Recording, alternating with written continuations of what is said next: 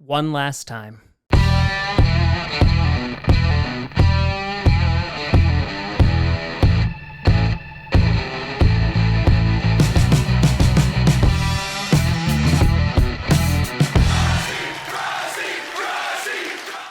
Grossi Posse Packer Nation. Welcome to an episode of Packers, the podcast where you don't have to be Packers fan, but it sure does help. I'm your host, Tom. The final NFC North predictions in this house. Grossi, and today we are going to be breaking down the NFC North and predicting. Hold on, there are dogs barking. They are barking.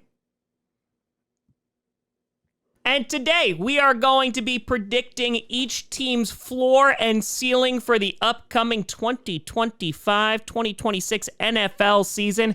And yes, if you are watching this right now, I am recording this on Sunday, July 27th.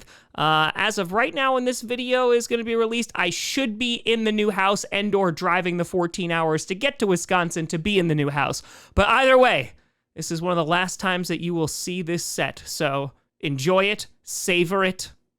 Now let's talk about frickin' frackin' predictions. Starting off with the Green Bay mother-loving Packers. That's right, we're coming out of the gate hot. Now last year, because we've been doing these division predictions for a bit now, I predicted their floor could be 9-8 and their ceiling was 12-5. And I actually was within the margin of error here because the Green Bay Packers finished with an 11-6 record. And taking a look at their stats from last year, their offense in points per game, they were in the top 10. They finished 8th. They were the 5th best rushing offense and the 12th best passing offense. And so overall, it was a very nice year for that Packers offense. Now they did go against some less than quality competition, and they would blow those teams out. And then when it came to facing some really good teams, sometimes they struggled against those teams. But in addition to their offense improving, let's take a look at their defense. Because defense, they averaged 6th in points per game allowed. They were the 7th best rush defense in the NFL.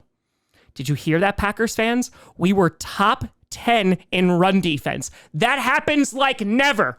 It's been so long. And we were 13th in pass defense, which is pretty darn good considering Jair Alexander didn't play for a majority of that season, and Xavier McKinney just went all out getting those interceptions. But overall, the Packers, they had a pretty nice season last year. Unfortunately, they didn't get as far as they did the previous year because they did not make it to the divisional round, eventually losing to the Philadelphia Eagles in the wild card. And so heading into this season, there's a bit of optimism for the Green Bay Packers, especially on the offensive side of the ball. Some of the big free agency moves they made were, of course, bringing in Aaron Banks on that offensive line. They got McCall Hardman, who either will be a wide receiver and or return kicks. On top of that, they brought in Hobbs from the Raiders, who, as of right now, apparently is looking pretty good on the practice field. And of course, we cannot forget about their 2025 NFL draft, because Packers fans, they got to watch a wide receiver get drafted in the first round in Green Bay. For the first time since 2002, yes! draft a wide receiver. What? This is a moment in history! Take a picture! It was beautiful, man. But on top of drafting Matthew Golden, they also got Savion Williams in the 3rd round. They also got Belton in the 2nd round to shore up that offensive line even more. And so while there are some concerns on the defense in terms of the pass rush, and hopefully guys like LVN can develop, and looking at that corner depth, that makes me a little bit weary. Overall, this offense should be improved from where it was last year. And the defense, we're kind of waiting and seeing, though Jeff Hafley in his first year did pretty darn good. So I'm willing to give him the benefit of the doubt. Now, that being said, looking at this year's schedule for the Packers, it is not a walk in the park. Just like for every single NFC North team, they are going up against some of the better teams in the NFL. And so when taking a look at some of their toughest opponents at home, you're looking at the Lions, the Commanders, the Bengals, the Eagles, the Vikings. We'll see how J.J. McCarthy is going to be. And hell, even the Bears beat us last year. I'm still not angry. And don't forget about the Ravens. Those are some high-quality teams and the Bears that they have to face. And now taking a look at their away games, they're going to be going up against the Cowboys on primetime. They will be facing an Aaron Rodgers-led Steelers. And I don't even think the Steelers are going to be amazing this year, but I have no doubt that Aaron Rodgers, if there is one game that he wants to win this season, I think it's going to be against the Green Bay Packers. On top of that, they have to visit the Lions, of course, and they have to go to Denver once again and face the Broncos, who should have an improved defense, and the last time that they went to Denver, the Green Bay Packers lost. Trust me, I know. Brandon Perner reminds me every day. He's going deep, and it's intercepted. Oh! It's intercepted.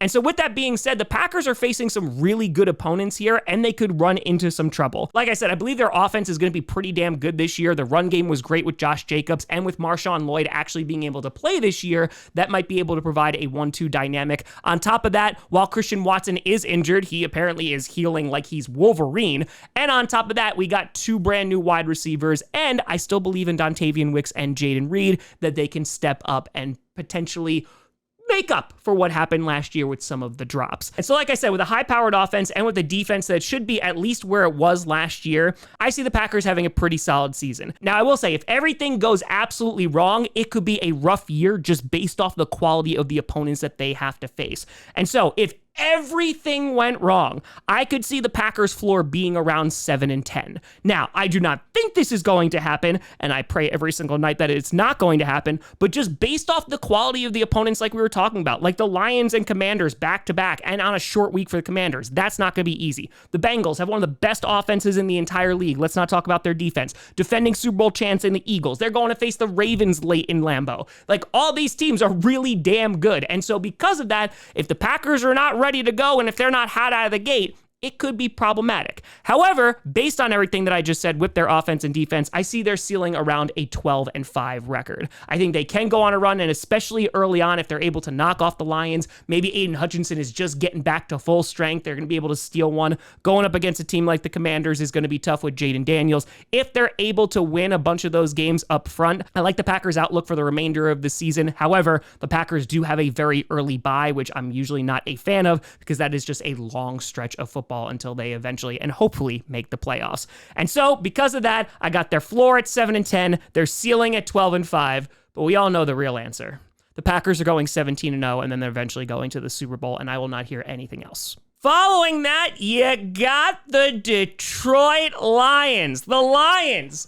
Oh, one of the best records in football last season, and you ended up on the same couch with no playoff wins, just like the rest of us. The Lions obviously had a very good season last year, and I predicted that they were going to have a pretty damn good season. I just wasn't prepared for how good they were actually going to be, except when the playoffs came around. Last year, I predicted that they would have a 10-7 floor and a 12-5 ceiling. In actuality, they went 15-2. And of course, we all remember that last Sunday Night Football game in which we thought it was going to be a classic between the Vikings and the Lions, and they just beat the crap out of the Minnesota Vikings, which at least I enjoyed watching that. And their success on the field was replicated in their stats. They were the best offense in terms of points per game scored. They were the 6th best rushing offense, and they were the 2nd best passing team in the NFL.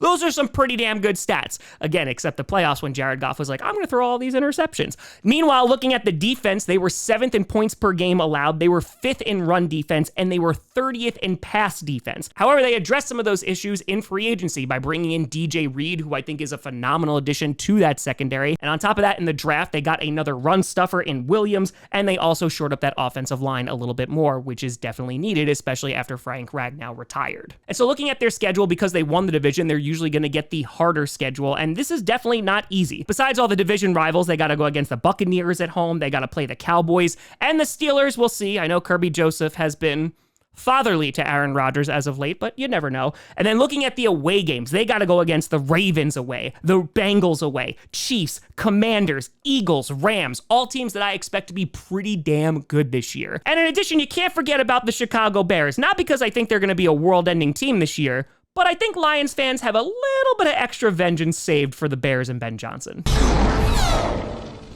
Traitor! Just a bit. But on top of that, the Lions do have some additional question marks, and both their offense and defensive coordinators are no longer on the team. So we're about to see how good Dan Campbell really is, but there also might be some growing pains, especially at the start of the season. So when talking about the Lions floor, I'm taking into account new coordinators, a very tough schedule. And so because of that, I think if everything goes wrong, they could finish with around an 8-9 record. And honestly, the only reason why I have them a game better than the Packers is because as of late, they keep beating the Packers. So I hope that's not a thing, because I don't like this math. However, for their ceiling, I'm going to have them where I had them last year with a 12-5 ceiling. I think it's a very fair assessment. While they absolutely destroyed the league last year and were doing really darn well, Jared Goff did have some turnovers in some key moments. You look at the Texans game, and of course you look at the divisional game. But on top of that, the quality of the opponents are pretty damn tough. And while I do think DJ Reed is going to make that secondary better, I don't know if it's going to be completely fixed. And plus, we still need to see Aiden Hutchinson play. And so because of that, floor 8-9, ceiling 12-5, I still think they're going to have a good season. Unfortunately. Then you got the Chicago Bears. It's been a great offseason. It's been so good. Oh, the last time we went to Lambeau, we won. Caleb Williams' first time there. But seriously, let's talk about the Bears offseason. They got Ben Johnson, who was the hottest free agent coaching candidate possible. They got him from a division rival. They rebuilt their offensive line. I like what they're doing on defense. And so because of that, they went on to win their third straight off-season championship. It's so beautiful. Well done. And if any Lions and Vikings fans make fun of you, just remember that you actually have a Super Bowl. Why am I giving the Bears ammunition? Let's talk about them. So last year, I said they'd have a floor of 6-11 and a ceiling of 10-7. And guess what? They couldn't even do that because they finished 5-12. Suck it, Bears. There we go. I almost complimented the Bears for a second. It just felt a little bit weird. Let's look at their offense. Last year, they were ranked 28th in points per game. They had the 25th worst rushing attack and the 31st worst passing offense in the NFL.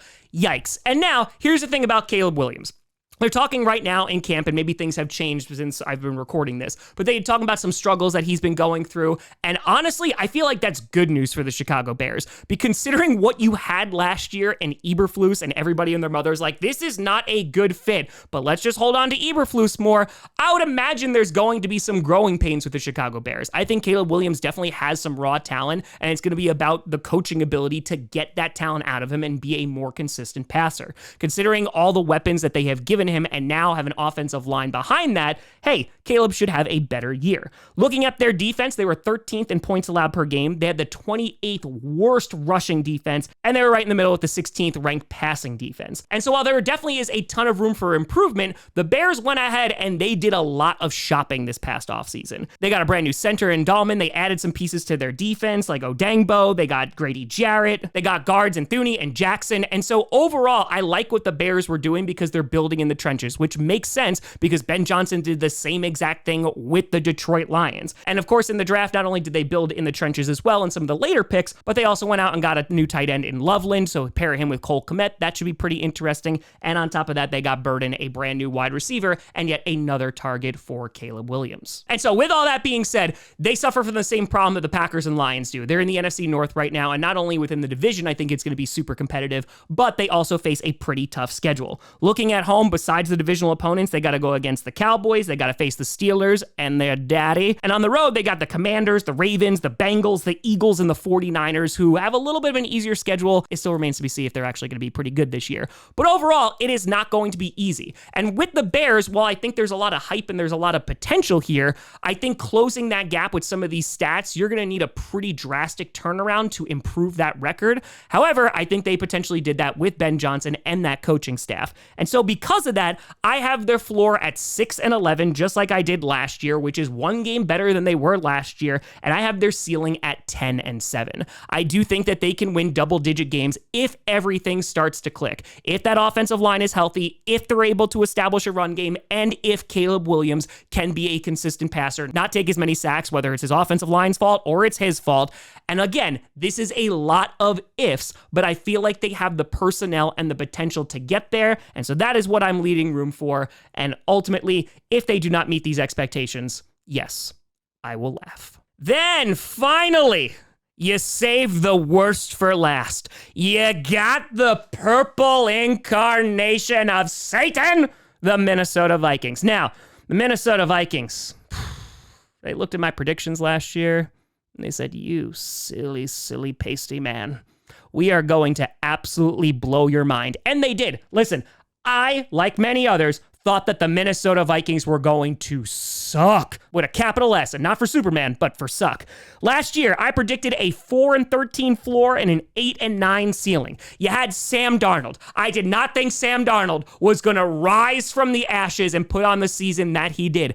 But he did, and I got to give all the credit to KOC because he's a really damn good coach. Instead, they went 14-3.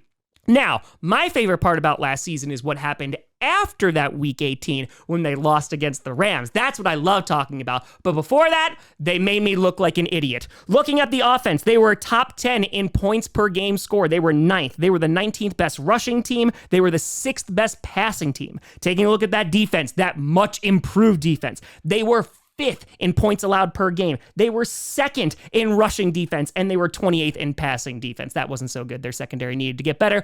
But this is a remarkable improvement under Brian Flores, who has really transformed that defense. And heading into the season, of course, there are a lot of changes. There is no more Sam Darnold. However, just like the Bears, they did add guys to the trenches, whether it's Allen, whether it's Hargrave, or on the offensive side, they added Fries in free agency. And of course, in the draft, Donovan Jackson, their first overall pick. I really like this move because if you watch that Rams game, you saw how Sam Darnold was running for his life. And on top of that, they have needed to address the interior offensive line for quite some time now. But ultimately, this comes down to one person because all of the pressure is on J.J. McCarthy behind the wheel.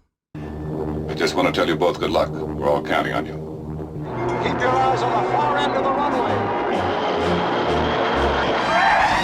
I just want to tell you both good luck. We're all counting on you.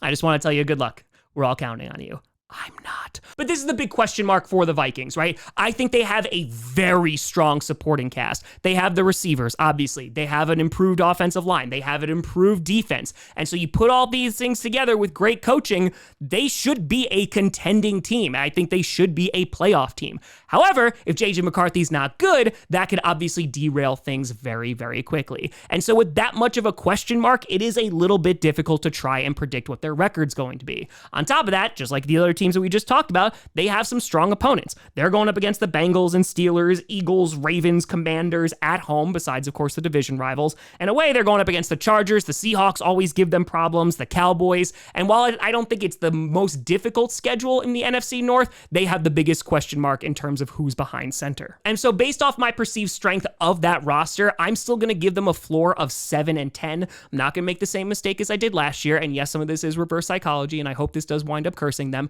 But I do think that their roster is so good that they should be able to win football games, even if it takes J.J. McCarthy a little bit to get up to speed. And I have them having a ceiling of 11-6. So ultimately, I think it will be a successful season for the Minnesota Vikings. I think it's very possible that you could see 3 teams once again in the playoffs from this division. And hell, maybe we're going to have 4 with winning records. I think it's very possible. But just like the Bears are working things out with Caleb Williams, here you just have a total question mark in J.J. McCarthy. And if he's good, watch out because Satan is going to have horns.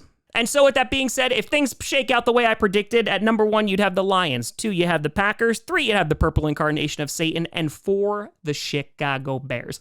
But again, I think that there's definitely some room for error here, especially with the Vikings and maybe even the Bears. You know, you hope that all these teams take a step back and the Green Bay Packers just go undefeated. I think that's the general consensus of everybody here. But we all can't get what we want. But of course, let me know what you think down in the comments below. You know, I saw me at TomGrossiComedy.com, and a big shout out and thank you to all the Patreon and YouTube members for supporting this channel. And thank you so much for watching.